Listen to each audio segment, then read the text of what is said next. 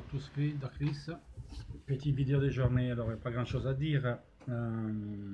Jovetic a signé à Monaco. On suivait Keita, elle est partie à Monaco. Monaco, c'était pas en priorité de Monaco, mais elle a vu la possibilité, vu que Dolberg, ils n'ont pas pu le prendre. Ils sont arrivés avec 30 millions pour 5 de bonus, ils ont pris le joueur, donc qui est actuellement à Monaco, passe visite, donc il signe à Monaco. Quant au marché de l'Inter, mettons qui on va prendre, c'est tellement Caramo.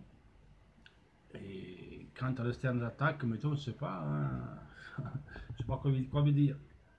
À un moment donné dans la journée, on parlait d'Origi, mais Origi va à Marseille. Et qui parle de Ben Arfa, on ne sait pas. Parce que Lucas, à mon avis, il ne bougera pas de Paris. Cas, Di Maria, on ne parle pas. Draxler, il ne nous cague même pas. Le seul joueur que je vois en ce moment, c'est un Ben Arfa. Des joueurs comme ça, plus Caramo, ou des joueurs qu'on n'a jamais traités. Toujours son prend. L'Inter est sous Sissoko, il essaye de convaincre Tottenham, c'est difficile. On dit même qu'on pourra faire rentrer dans cette négociation Brozovic, soit pour Sissoko, ou soit Brozovic per Mustafi. On est sur Mustafi. Hier, le joueur était d'accord pour venir à l'Inter, mais pas avec un prêt sec, prêt sans obligation d'achat. Aujourd'hui, ça n'a rien changé. L'Inter aura un prêt avec droit d'achat par obligation. Le joueur, semble-t-il, avait une ouverture, mais il faut convaincre Arsenal. Mettons, Arsenal, il cherche un autre joueur. Je ne me rappelle plus comment il s'appelle, excusez-moi, j'ai un vide de mémoire, mais apparemment, si César va le prendre, il y a le Mustafi va arriver à l'Inter. Je suis quand même optimiste pour Mustafi. Si ça n'est pas Mustafi, ça sera Mangala. Il y a une offre des Zenit Saint-Pétersbourg pour Ranocchia, mais c'est un prêt sans obligation d'achat, un prêt tout court. Ils payeront simplement que le salaire. Pour le moment, on ne peut pas le donner parce qu'on attend d'avoir un ou deux défenseurs. Si on n'arrive pas à avoir deux défenseurs facilement, on peut anticiper l'arrivée des Bastoni, le jeune défenseur que je veux parler, mais il a 18 ans, il est très fort, mais il a 18 ans. Anticiper lui. Mais bon, sinon il y a des autres noms qui circulent encore. On parle de Dragovic, ou de Vidal, last minute, ou de Izzo. Je pense que la dernière journée, moi je pense qu'Ansal va à Genova et nous on prend de Izzo, qui quand même il sera suspendu la prochaine journée. Moi je m'attends d'Izzo. C'est ce qui se passe en ce moment, c'est ça, il faut être réaliste. Alors je dis, je fais une vidéo en italien où j'ai gaulé beaucoup. Là je vais dégoler parce que je n'ai pas envie, il faut que vous compreniez. Il y a une blocus du gouvernement chinois. Que c'est juste, que c'est pas juste, que c'est bien, c'est pas bien, je m'en fous. La situation c'est ça, maintenant on est bloqué, il faut être réaliste. Je vous donne deux nouvelles. La première, le blocus du gouvernement chinois pour les investissements à l'étranger, c'est le gouvernement qui le donne. Parce que les investissements à l'étranger, ils ont dépassé les investissements nationaux. Donc, il y a plus d'argent qui part à l'étranger plutôt que qui reste dans la Chine. Donc, ils ont dit hop, stop. Donc, les grandes entreprises à mobilier, les grandes entreprises d'entertainment, du internet, des téléviseurs, comme ça, c'est ce qu'ils investissent dans le cinéma, Vanda Group. Et à l'étranger, et la Sanning et de l'investissement sportif, donc Sanning en fait partie, ils ont eu l'ordre d'arrêter. Alors, je te dis les gens, mais oui, mais bon, si vous le savez, pourquoi ils n'ont pas investi? Pourquoi ils n'ont pas fait ça? Pourquoi ils n'ont pas fait des comptes, des prêts à l'étranger? Mais non, parce que pour faire ça, tu dois, quoi qu'il arrive, demander l'autorisation au gouvernement chinois. C'est comme ça là-bas, tout il passe par l'État. Mais le Milan, c'est des Chinois. Non, Milan, c'est des Chinois, mais c'est pas de l'argent, du capital qui sort de la Chine. C'est Elliott Bank qui a mis ses sous. Et Fassone, l'a parlé il y a 2 jours, il a fait une conférence de presse. J'espère que Damien, il a mis dans le site international l'interview que Galliani a relancé à The Guardian, le journal anglais, où il dit oui, c'est vrai, en Chine, c'est normal d'avoir des prêts avec double chiffre d'intérêt. C'est-à-dire, l'Inter a fait un prêt à 5% d'intérêt, Milan a fait à 11%. C'est normal pour les Chinois faire ça. Donc, eux doivent 120 millions d'euros d'intérêt en octobre 2018 à Elliott Bank. Autrement, le Milan, il sera propriété de la banque.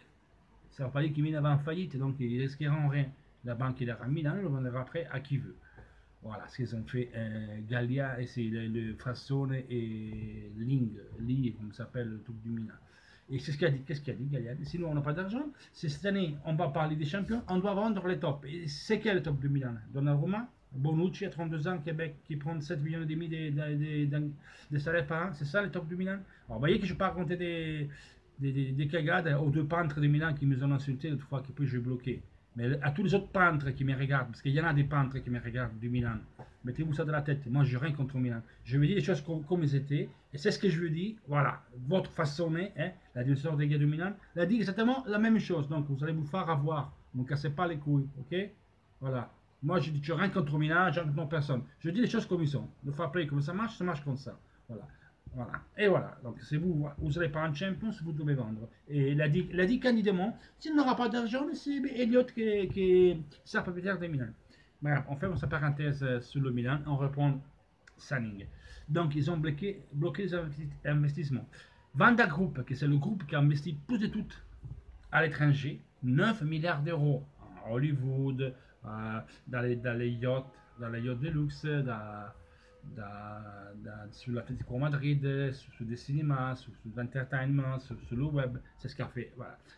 Au mec, John Lee, qui est le propriétaire et le président de la Vanda Group, hein, il a été dit à John Lee de ne pas quitter le sol chinois. Bien, aujourd'hui, il a été arrêté parce qu'il voulait partir. Il a été arrêté à l'aéroport, il a été arrêté par la police parce qu'il partait. Il n'avait pas autorisation de partir. Donc, vous voyez bien que c'est ça, il s'est arrêté.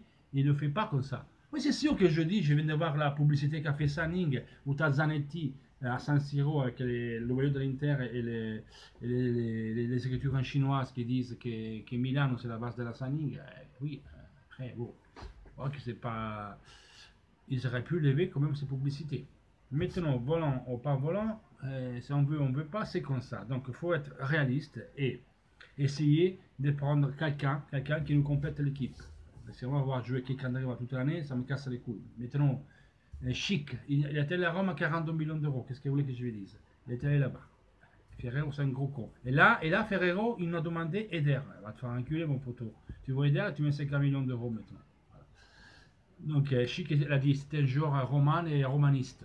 Alors, je suis content qu'il est là-bas. Ok. C'est nous qu'on l'a soigné, c'est nous qu'on l'a fait visiter à Milan, c'est nous qu'on l'a mené à la clinique spécialisée et on le prend de le cul. Ok. L'Inter, c'est faute parce qu'il n'a pas pu mettre 3-4 millions pour pas d'obligation d'achat, mais Ferrero s'est remangé sa parole. Quand on se serre la main, on se serre la main. Voilà. Tout simplement. Comme a fait Jovetic con Marseille, il a serré la main et puis il est allé à Monaco. Nous, on s'en fout de ça, mais bon. Entre pour faire comprendre comment sont marché les choses. Donc, qu'on est content, on n'est pas content. Moi, autant que je lis en Italie, tout le monde qui insulte Sanning, ok, insultez, mais ça vous change quoi? C'est pas eux qui ne peuvent pas mettre. Le gouvernement a bloqué, tu peux pas. Tout passe par le gouvernement. Tu peux pas prendre de l'argent et la mettre comme ça marche pas comme ça là-bas. C'est un pays communiste, il y a un système des gouvernements qui c'est pas comme chez nous.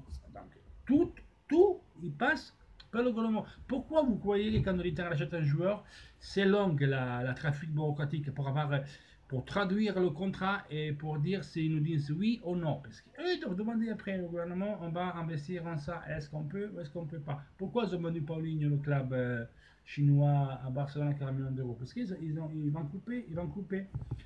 Et alors, on dit qu'il y a la convention du Parti communiste en mois d'octobre, et c'est pour ça qu'ils ont fermé le robinet. Après, ils disent qu'après octobre, novembre, ça va être bloqué le blocus. Alors, après moi, il va être un peu plus débloqué, mais ils ne pourront pas faire des achats à la Paris Saint-Germain, parce que le gouvernement il est toujours derrière. Donc, voilà. C'est ce qu'a fait l'intelligence Sanning. Pourquoi je ne sais pas combien ça va nous rapporter. Est-ce que déjà, ils ont mis le brand Inter en Chine sur le marché chinois? C'est pour nous augmenter la facturation. Ça, ils peuvent, parce qu'on est dans le mercat chinois, dans le marché chinois. Voilà, je pense qu'il est bien que l'administrateur d'International.fr, il le saura mieux que moi, vu que lui, il connaît très bien la Chine. Donc, voilà, on est en train de faire ça, de développer le branding Inter en Chine. Il faudra augmenter toute tout est rentré, tout merchandising, et voilà. Pour le moment, c'est comme ça. Il faut être réaliste. Il manque 2 jours. De toute façon, aujourd'hui, ça ne se passera rien. C'est entre demain et après-demain qu'on aura des choses. Donc, Mustafi, Sissoko, Mangala, le plan B, ou on part de Vida, on part d'autres, Karamo qui doit venir. Et une offensive, ça peut être, je ne sais pas moi, Benafa, Lucas, je ne sais pas, je dis non comme ça. Ça ressemble beaucoup au nom de la Mela. Voilà. C'est vrai qu'il y en a qui ne jouent pas. Techniquement, il est très fort. On verra bien. Donc, pour aujourd'hui, c'est ça, les gars. Laissez votre commentaire, mettez like et abonnez-vous à la chaîne. Et dans 2 jours, à 22h30, il y a la live. Ciao!